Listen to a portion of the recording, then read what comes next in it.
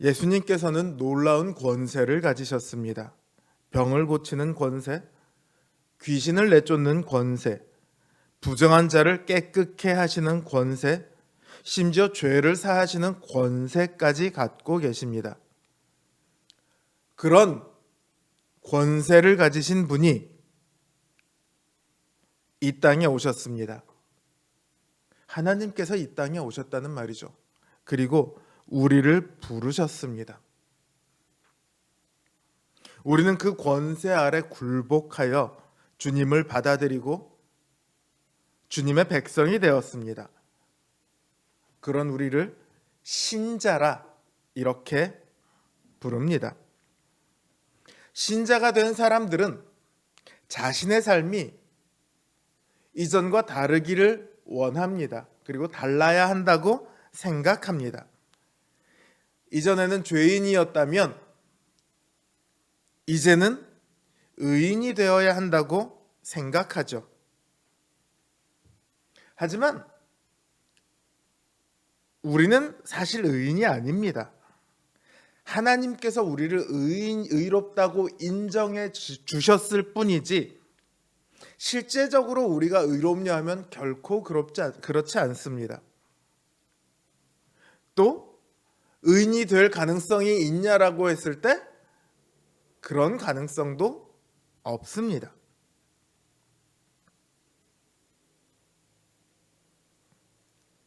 그런 우리를 주님께서 부르셨습니다. 주님을 믿는 믿음에는요, 우리가 의인이 되는 것은 존재할 수가 없습니다. 또 그런 생각이 조금도 허용되지 않습니다. 주님께서 지나가시다가 알페오의 아들 레위가 세관에 앉아 있는 것을 보십니다.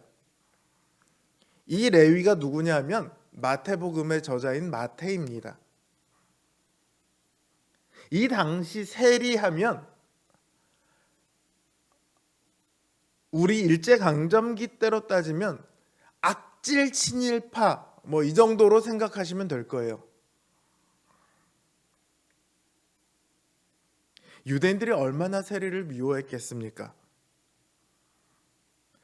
그런데 그런 세리를 향해서 주님께서 나를 쫓으라 그러시더니 그 마태의 집으로 들어가십니다.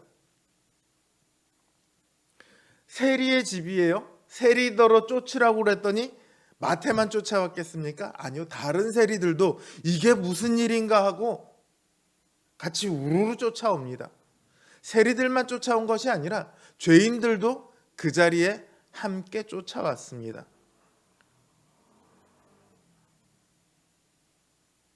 성경에 보면 많은 세리와 죄인들이 함께 있었다 그렇게 말하고 있습니다. 예수님께서는 그들과 거리낌 없이 식사를 하십니다.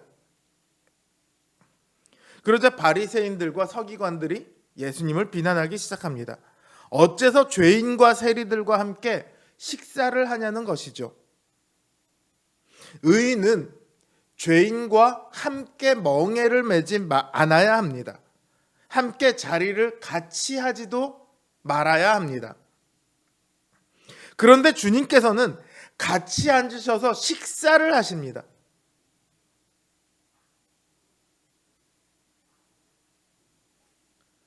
그러자 이 바리새인들과 서기관들이 예수님에게 묻습니다. 몰라서 묻는 것이 아니라 비난하기 위해 묻는 거죠. 당신은 왜 저들과 식사를 합니까?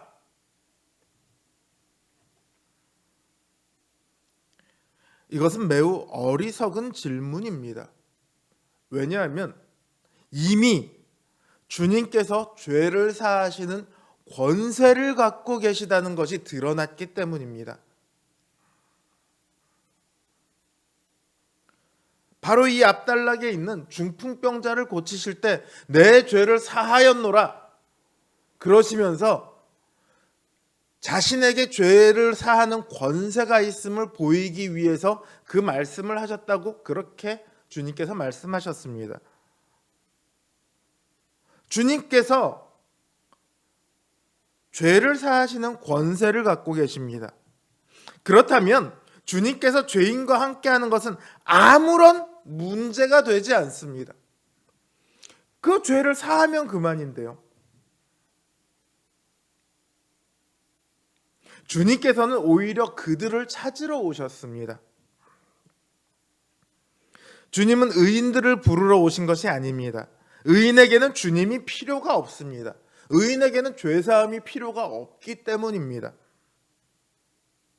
그러나 죄인에게는 주님이 반드시 필요합니다.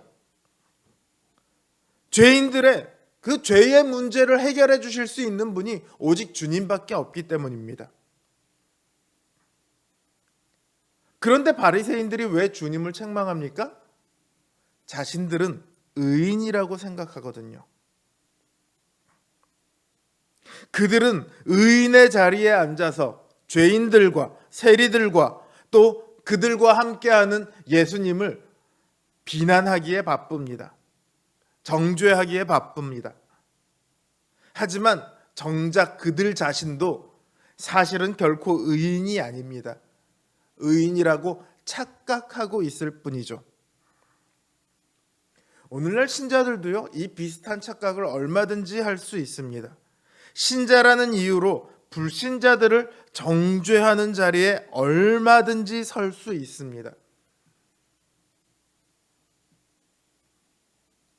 하지만 그런 자리는 바리새인의 자리일 뿐입니다.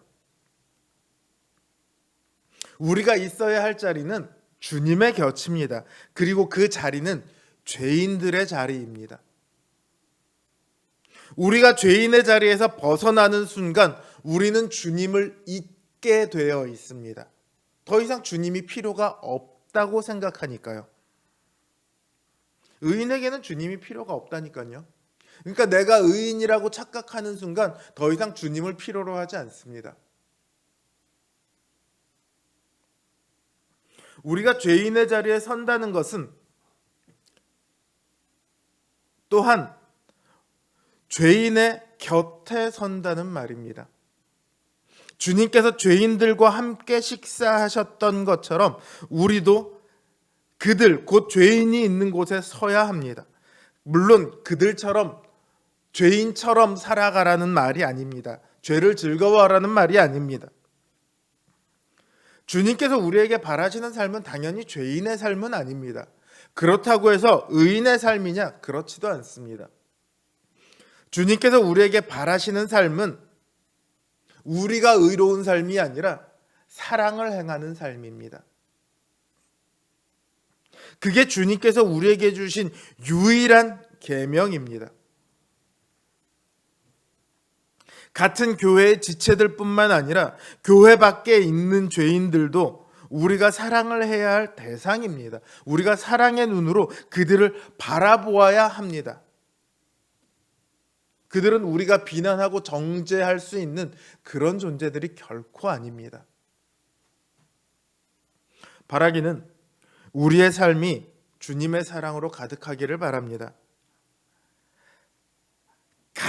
가득 차서 넘쳐났으면 좋겠습니다. 그 사람 곁에만 가도 사랑이 흘러나오는 그런 사람.